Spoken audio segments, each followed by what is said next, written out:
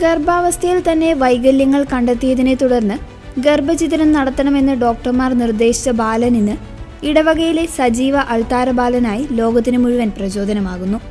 Down syndrome ബാധിച്ച Ben എന്ന ബാലന്റെ ജീവിതകഥയാണ് ഇപ്പോൾ സോഷ്യൽ മീഡിയയിൽ വിശ്വാസികൾക്കിടയിൽ തരംഗമാകുന്നത്.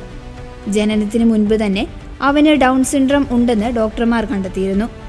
കുട്ടിയുടെ ഭാവി ഇരുളടഞ്ഞതാണെന്നും കടുത്ത ആരോഗ്യ പ്രശ്നങ്ങൾ ഉണ്ടാകുമെന്നും ചൂണ്ടിക്കാട്ടി ഗർഭം അലസിപ്പിക്കാനാണ് ഡോക്ടർമാർ മാതാപിതാക്കളെ ഉപദേശിച്ചത്. എന്നാൽ കടുത്ത കത്തോലിക്ക വിശ്വാസികളായ ആ മാതാപിതാക്കൾ ആ നിർദ്ദേശം സ്നേഹപൂർവ്വം നിരസിച്ചു. ഓരോ ജീവനും ദൈവത്തിന്റെ ദാനമാണെന്ന ഉറച്ച വിശ്വാസത്തോടെ അവർ ബെന്നിനെ സ്വീകരിച്ചു. ഇന്ന് തന്റെ പരിമിതികളെ മറികടന്ന ബെൻ തന്റെ ഇടവകയിൽ സജീവമായ ഒരു അൾത്താര ബാലനാണ്. വിശുദ്ധ കുർബാനയ്ക്കിടെ ഭക്തിയോടും അച്ചടക്കത്തോടും കൂടി അവൻ അൾത്താരയിൽ ചെയ്യുന്ന ശുശ്രൂഷകൾ വിശ്വാസികളുടെ കണ്ണു നിറയ്ക്കുന്ന കാഴ്ചയാണ്. ഡൗൺ സിൻഡ്രമുള്ള കുട്ടികൾക്ക് പലപ്പോഴും ഏകാഗ്രത കുറവാണെന്ന് പറയുമ്പോഴും ബെൻ അൾത്താരയിൽ അസാമാന്യ കൃത്യതയും ഭക്തിയും പുലർത്തുന്നു. ജീവൻ അതിൻ്റെ എല്ലാ രൂപത്തിലും പവിത്രമാണെന്നും വൈകല്യങ്ങൾ ഒരാളെയും ദൈവത്തിൽ നിന്ന് അകറ്റുന്നില്ല എന്നും ബെന്നിന്റെ ജീവിതം വിളിച്ചു പറയുന്നു. അബോർഷൻ ക്ലിനിക്കുകളിലേക്ക് അയക്കപ്പെടേണ്ടവരല്ല, മറിച്ച് സമൂഹത്തിന്റെ മുൻനിരയിലേക്ക് കൊണ്ടുവരേണ്ടവരാണ് ഇത്തരം കുഞ്ഞുങ്ങളെന്ന് ബെന്നിന്റെ മാതാപിതാക്കൾ സാക്ഷ്യപ്പെടുത്തുന്നു.